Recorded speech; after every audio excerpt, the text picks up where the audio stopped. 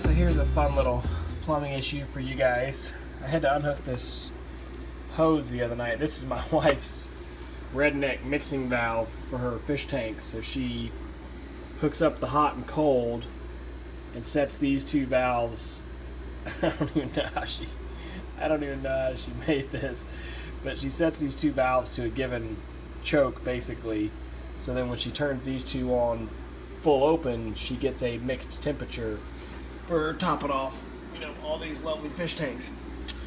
Anyway, we had to disconnect this the other night, and she had this hose so daggum tight that when I went to back it off with a pair of pliers, it actually backed off the body of the valve right here. Now this is where you would thread the valve out if you were going to repack this valve.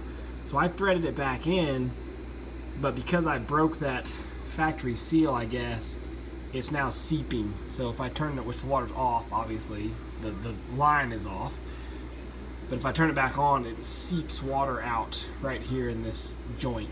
So I'm just going to go ahead and back it out again and put some thread tape on it, and hopefully that'll seal it up, but it'll give me an opportunity to look inside that valve too and make sure that the seat isn't cut. So let me get that backed out of there and then we'll take a look at it. So I'm taking a look in the valve now, and you can see it's just a real simple operation mechanism. That little brass stub on your right, you probably lose it when I do this, but if I go over here and move this valve handle, you see it rotates, okay? So it's that little rounded kind of peg. So that back end has a seal as well, just to make sure that your ball mechanism rotates properly. And then here on the floor, we've got the actual ball, which this little notch that's on it fits into that peg. So when you turn the water on, this hole is in line with your incoming water line here. When you turn the valve, this rotates 90 degrees. So it lets water flow. Water is always able to flow into the body of the valve, or into this ball, and then when you turn it, water is now able to flow out and down through your spigot. So otherwise the water is sealed right here within the ball. So kind of interesting to take it apart and take a look at it, but the seals in there look good. The seals in this seat look fine, so I don't think I damaged anything when I threaded out an accident before. It's just, you can see there's some factory kind of dope there on the threads, and there's a little bit more right in here. I can get the camera to focus. Then you can see that it was basically the factory seal to keep those threads from leaking. So I just broke that, so a little bit of thread tape ought to fix this right up.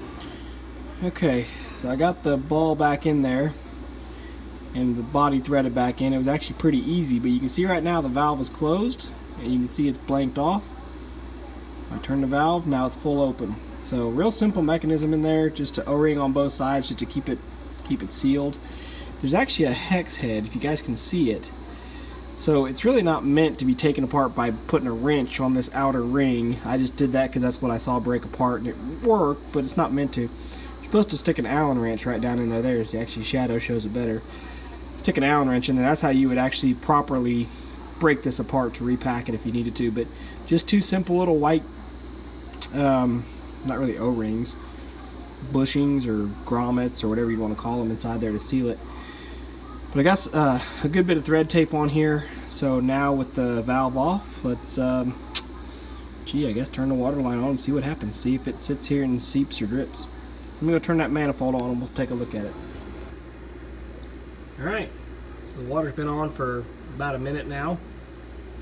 I don't see any leaks at all. Another great thing to mention about these PEX fittings, for those of you that aren't aware, you can rotate this whole thing with the water on, under pressure, everything. Rotate it so it actually makes it really easy to work on, in this case especially, because working on it at this angle was kind of a pain, especially like for trying to put that ball back in there. I wouldn't have been able to do that, so just flipped it upside down, dropped the ball in, upside down, drop the ball in, it sees right up. I'm just being careful now to turn it without turning it on, but there you go, just for proof that the water's on. I don't want to run it much more than that because I don't want to get a big mess on the floor over here, but looks like it's holding now. So I'll get this DIY mixing valve hooked back up here and call it done. Hooray.